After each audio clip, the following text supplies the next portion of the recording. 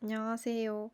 1개월 차 iOS 초보 개발자 입문을 망설인 이유라는 주제로 아디오스 발표를 하게 된 김예원입니다.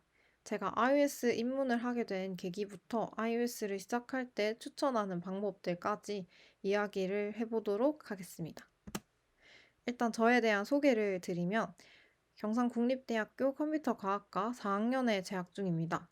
앱 개발 경험은 안드로이드 스튜디오로 파이어베이스와 깃허브를 사용해서 안드로이드 앱을 개발해 본 경험이 있고, iOS 개발 경력은 iOS 비교과 프로그램을 이수하면서 개발을 시작해서 이제 곧 2개월 차가 되어가는 초보 개발자입니다. 네, 이렇게 간단하게 저에 대한 소개를 마치고 iOS 개발 시작에 필요한 것들이라는 주제로 한번 이야기를 해보도록 하겠습니다.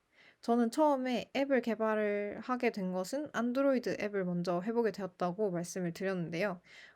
iOS 개발을 시작해 보기 위해서는 맥북이 필요하다라는 생각을 했었고, 제대로 된 iOS 개발을 하기 위해서 맥북을 사용하는 것이 더 좋다라고 생각을 했었는데요.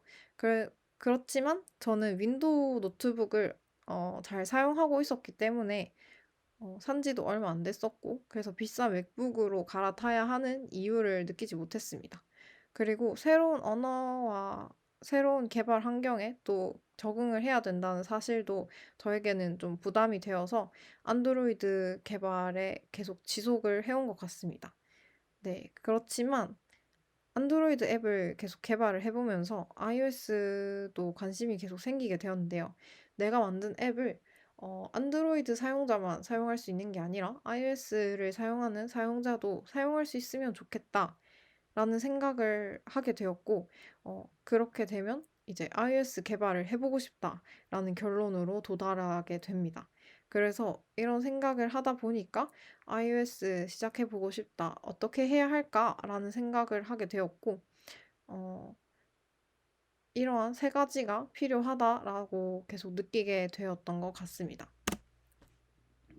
iOS를 개발하면서 느낀 점에 대해서 말씀을 드릴 때 이제 안드로이드를 먼저 경험을 해본 저로서 이렇게 말씀을 드릴 수 있을 것 같은데요. 안드로이드 개발을 할 때는 자바 언어를 이용해서 개발을 해 보았고, XML로 화면을 구성하고 ID 값을 이용해서 해당 요소를 UI 요소를 이제 코드로 개발을 하게 됩니다. 그리고 화면 간의 관계는 코드를 통해서 개발을 하게 되는데요. iOS 같은 경우에는 스위프트 언어를 기반으로 개발을 하게 되고, 저는 UI킷을 사용해 보았는데, UI킷은 스토리보드를 이용해서 화면 간의 관계도 같이 코드와 함께 사용을 해서 개발을 하더라고요. 그리고 화면 간의 관계가 스토리보드로 시각적으로 나타나기 때문에 그게 좀 편리하기도 하고 또 되게 좋은 장점이었던 것 같습니다. 그리고 스토리보드뿐만 아니라 코드만으로도 UI 화면을 개발할 수 있고, UI킷, 스위프트 UI 등 여러 가지 프레임워크가 존재한다는 것이 좀 신기했습니다.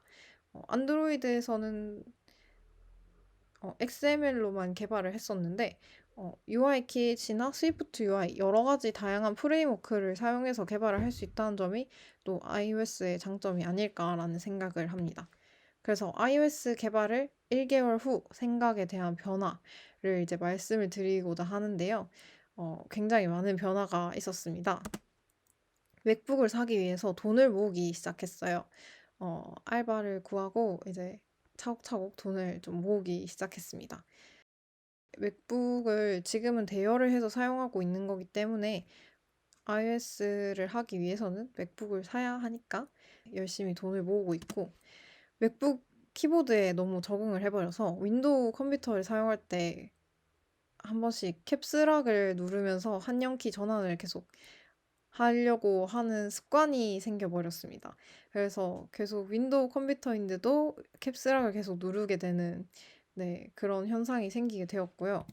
그리고 스위프트도 엑스코드도 나름 적응을 해가면서 괜찮은 것 같다라고 생각을 하면서 이제 개발을 하고 있었습니다.